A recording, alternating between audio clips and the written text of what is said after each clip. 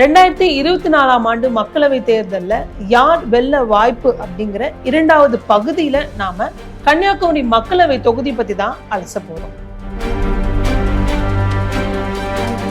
கேரள எல்லைக்கு உட்பட்ட பகுதியா இருக்கிறதுனால கன்னியாகுமரியோட அரசியல் கண்ணோட்டம் அப்படிங்கிறது தமிழகத்தோட ஒப்பிடும்போது மாறுபட்டு தான் இருக்கும். குறிப்பா இங்க திராவிட கட்சிகளோட செல்வாக்கு அப்படிங்கறத தாண்டி தேசிய கட்சிகள் தான் இங்க அதிகமா கோலோச்சியும் இருக்கு. குறிப்பா அதிமுக திமுக கூட்டணியில இருக்கக்கூடிய தேசிய கட்சிகளுக்கு தான் இந்த தொகுதி ஒவ்வொரு முறையும் ஒதுக்கப்படும். அப்படிதான் கடந்த 2019ஆம் ஆண்டு திமுக கூட்டணியில காங்கிரஸ் சார்பா போட்டியிட்ட வசந்தகுமார் இந்த தொகுதியில வெற்றி பெற்றாரு. ஆனா 2021ஆம் ஆண்டு அவர் மரணம் அடைந்தாரு. இந்த நிலையில தான் மீண்டும் அவரோட மகன் காங்கிரஸ் சார்பா போட்டியிட்டு அந்த தொகுதியில வெற்றி பெற்றாரு.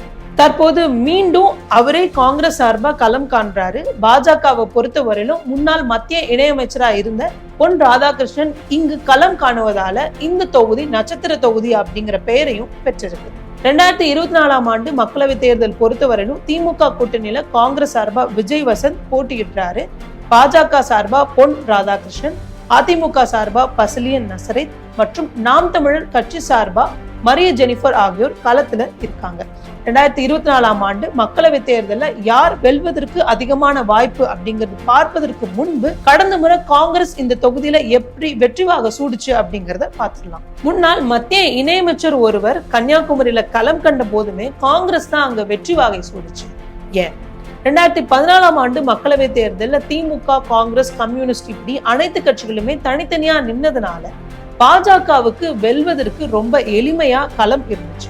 ஆனா 2019ஆம் ஆண்டு பொறுத்தவரையிலும் திமுக, காங்கிரஸ், கம்யூனிஸ்ட் என இந்த கட்சிகள் எல்லாமே சேர்த்து ஒரு பெரும் கூட்டணி அமைச்சாங்க. எதிர் துருவத்துல பார்த்தா அதிமுக, பாஜக கூட்டணி அமைச்சிருந்தாங்க.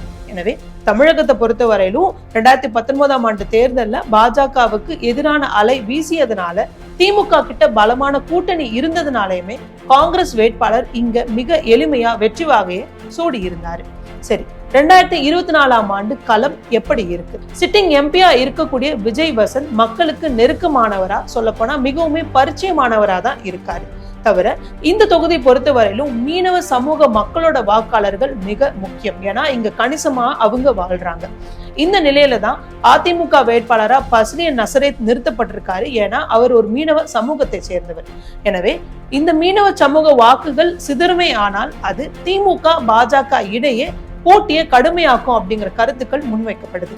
இருந்த போதிலுமே திருச்சபை கூடி யாருக்கு நம்ம வாக்களிக்கணும் அப்படிங்கறத முடிவெடுக்கிறாங்களோ அதன்படிதான் அங்க இருக்கிற மக்கள் செயல்படுவாங்க. கடந்த பல ஆண்டுகளாகவே இந்த திருச்சபை திமுக கூட்டணிக்கு தான் ஆதரவை தெரிவிச்சுட்டு வர்றாங்க. ஒருவேளை இவங்க திமுகவுக்கு ஆதரவை தெரிவிச்சாங்க அப்படின்னா அது அவங்களுக்கு சாதகமா இருக்கும். இல்லாத பட்சத்துல இந்த வாக்குகள் சிதறிச்சு அப்படின்னா அது மீனவ சமூகத்தை சேர்ந்தவங்களா இருக்கக்கூடிய அதிமுக வேட்பாளர் பசிலியன் நசரேத் மற்றும் நாம் தமிழர் கட்சி வேட்பாளர் மரிய ஜெனிஃபருக்கு தான் போகும். களம் இப்படியா அமைஞ்சது அப்படின்னா திமுக, பாஜக இடையே கடுமையான போட்டி இருக்கும் அப்படிங்கறதுதான் அரசியல் விமர்சகர்கள் கருத்துக்களா முன்வைக்கிறாங்க. பாஜக நிலை என்ன? கடந்த பல ஆண்டுகளாகவே நடந்த தேர்தல்ல பொன் ராதாகிருஷ்ணன் தான் பாஜக சார்பா இங்க களம் இறங்கி இருக்காரு.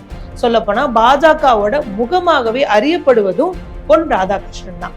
இந்த நிலையில தான் பல திட்டங்களை மத்தியில நாங்க தான் கன்னியாகுமரிக்கு வழங்கி இருக்கோம் அப்படிங்கிற பிரச்சாரத்தை பொன் ராதாகிருஷ்ணன் முன்னெடுத்துட்டு வர்றாங்க. குறிப்பா நாகர்கோயில் டு சென்னை இடையே இரட்டை ரயில் பாதை திட்டம் பாஜக அரசால தான் செயல்படுத்தப்பட்டுச்சு.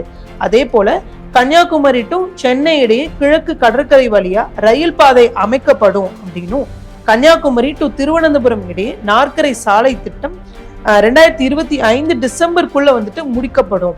குமரி மாவட்டத்துல இருக்கக்கூடிய சாலைகள் முழுமையா சீரமைக்கப்படும். நாகர்கோயில இருக்கிற குடிநீர் பிரச்சனை தீர்க்கப்படும்.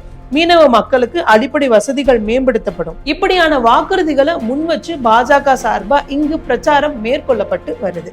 அதிமுகவோட நிலை என்ன?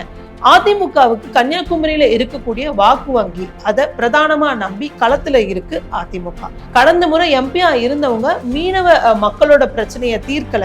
எனவே மீனவ சமூகத்தை சேர்ந்த ஒருவர் இந்த பிரச்சனையை தீர்க்கிறதுக்காக நான் வந்திருக்கேன் அப்படிங்கிற மாதிரியான விஷயங்களை முன் வச்சு அதிமுக இங்க தேர்தல் பிரச்சாரத்தை மேற்கொண்டுட்டு வர்றாங்க.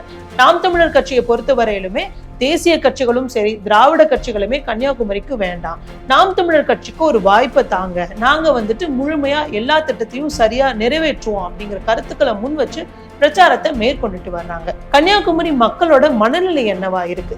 சிட்டிங் எம்பியா இருந்த விஜய் வசந்த் சில வாக்குறுதிகளை நிறைவேற்றல அப்படிங்கிற குற்றச்சாட்டுகளை முன்வைக்கிறாங்க.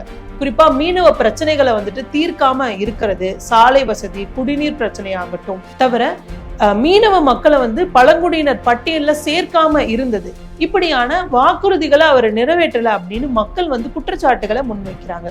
இதுக்கு எம்பியா இருக்கக்கூடிய விஜய் வசந்தோட கருத்து என்னவா இருக்கு?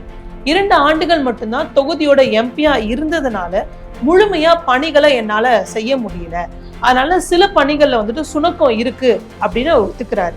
தவிர மத்தியில எங்களோட ஆட்சி இல்லாததுனால திட்டங்களை முழுமையா செயல்படுத்த முடியல, எனவே இன்னொரு 5 ஆண்டுகள் எனக்கு வாய்ப்பு தாங்க, நான் முழுமையா எல்லா பணிகளுமே நிறைவேற்றி தர்றேன் அப்படிங்கிற வாக்குறுதியை முன் வச்சு அவர் பிரச்சாரத்தை தீவிரமா செஞ்சுட்டு வர்றாரு. கன்னியாகுமரி மக்களவை தொகுதி பொறுத்தவரையிலும் எப்போதும் போல இங்க காங்கிரஸ் பாஜக இடையே தான் போட்டி அப்படிங்கிறது உறுதியா தெரியுது. இந்த நிலையில மீனவ மக்களோட வாக்குகள் சிதறுமே, ஆனா இந்த போட்டி கொஞ்சம் டஃப் ஃபைட்டா தான் இருக்கும். யாரு முதல் 2ஆம் இடம் தீர்மானிக்கிறதுல கொஞ்சம் இழுபறி நீடிக்கலாம் அப்படிங்கிற கருத்துக்களும் தான் முன்வைக்கப்படுது. எனினும் இதுல ஏதாவது மாற்றம் இருக்குமா அப்படிங்கறத நம்ம பார்க்க தேர்தல் வர பொறுத்திருந்து தான் பார்க்கணும். நன்றி. நான் நிவேதா தனிமொழி.